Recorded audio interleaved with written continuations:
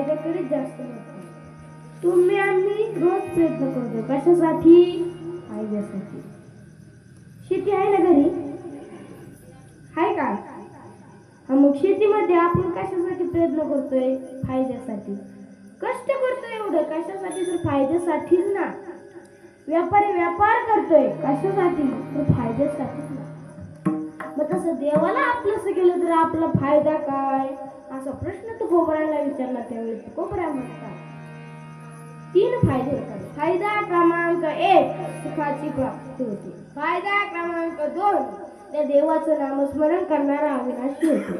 आणि फायदा क्रमांक 3 आणि शेवटचा फायदा, देव आपलासा करणारा देहाने जरी गेला तरी त्याची उत्तम अशी कीर्ती मागे राहते. विठाला